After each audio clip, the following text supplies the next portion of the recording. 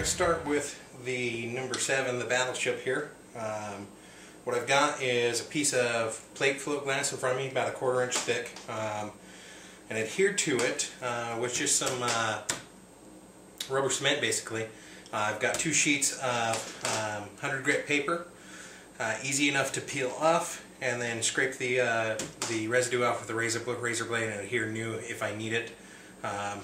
Because this is, I usually only do this one sheet simply because the sole of the plane is small enough to do it, but on this one where we're looking at approximately 21.5, 22 inches of plane, I need a little more surface area, so that's why I've got 2 here on this diagonal. So to get started, we're just going to give us some guide marks. Just to see what our progress looks like, paying particular attention up here by the throat and through the rest of it. So with that, all that's left to do is to apply plane to sandpaper. You want to make sure that you give it some pressure like you normally would when you're planing your piece anyway. That way, any flex that you may get in the plane, I know it's hard to believe that you flex your plane, but you will. It's a piece of metal. It's not solid steel, so it's going to flex with you. So you want to make sure that you've got your blade and chip breaker, or your blade and chip breaker cap installed and tensioned to where it should be, just up high enough so that you're not grinding the crud out of your blade, and then and just get to work on it. So let's see what we want to do.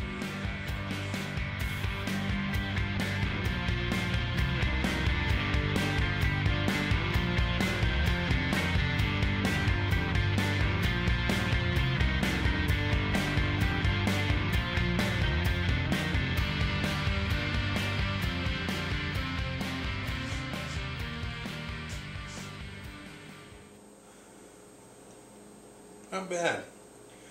Still have a low spot. Tough to see. You see now I'm starting to cut into this lower left corner. Still got a center spot here. Some heavy in the just inside the throat, and then the toe still got some action that needs to happen. But overall, not too bad so far. Really only been doing this for maybe 10 minutes or so. Another 10 or so and we'll probably be in a usable state. And we're back for day 2. I've changed up a little bit. I've got another piece of float glass that I use regularly that's got a longer span.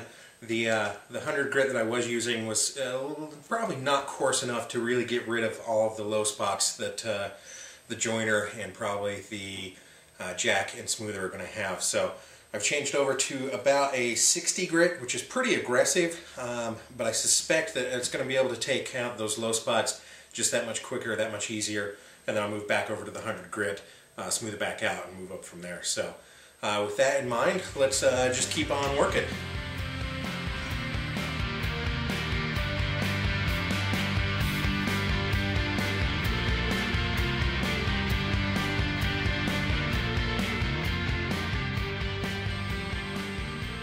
Even with the 60 grit paper, I've really come to the conclusion that some of the mill marking is a little deeper than what I had anticipated.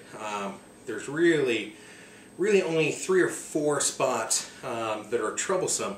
The thing that concerns me, typically I wouldn't put too much effort into this simply because of what it's meant to be as a dimensioner to get your piece into rough dimension, into square and flat. The problem I have is that a lot of the deeper mill marking and a lot of the low spot that's still in this, even after about 15 minutes or so, 20 minutes of lapping, is right down the center. And that concerns me because if I'm planing the edge of a board, I'm not going to get that true flat spot. So what I've got here is my benchtop belt sander.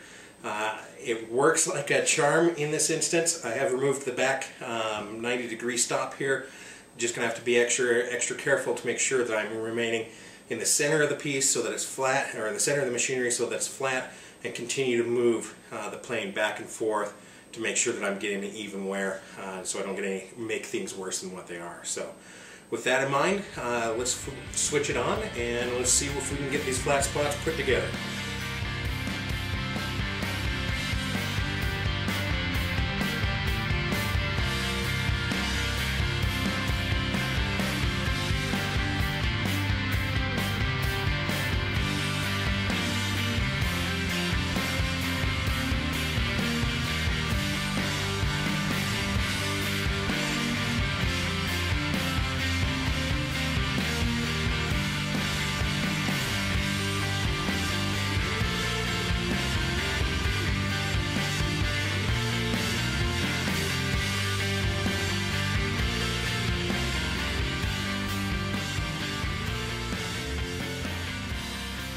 So, we've finished the rough lap on the belt sander.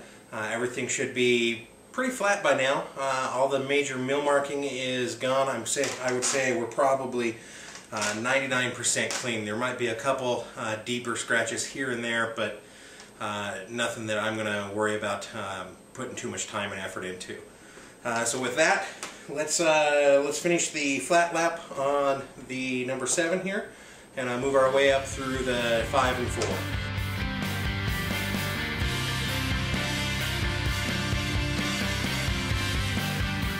Okay, I've changed the grit. The laps that we were using was pretty aggressive. It was a 60 grit. The belt sander was an 80. Just wanted to take a step back just to make sure that any unevenness that I may have had coming off that belt sander I really got out. So now that I'm confident that they're nice and smooth, nice and flat, move up to 100, and I'll probably end up at about 150 and call it.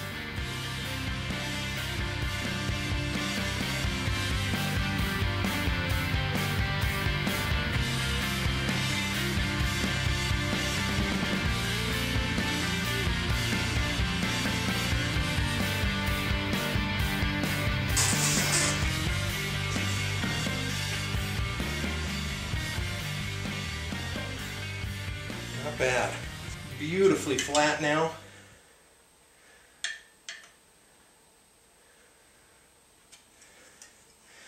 And the better part of spending this much time on the smoother, at least, is the sole is now square enough to the sides that I would actually use this on a shooting board. The right side here is out just a hair. I would say it might be a thousandth, maybe two thousandths. I mean, it's not much. So the lapping is done. The flattening of the soles is done.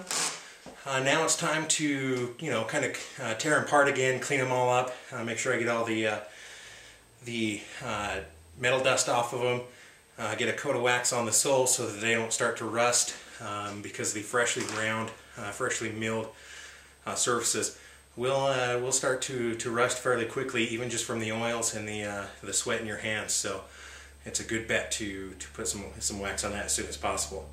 So with that, I think I'll get cleaned up. We'll reestablish our sharpening plate, and we'll get to work on the blades and on the chip breakers and on the caps a little bit. So stay tuned.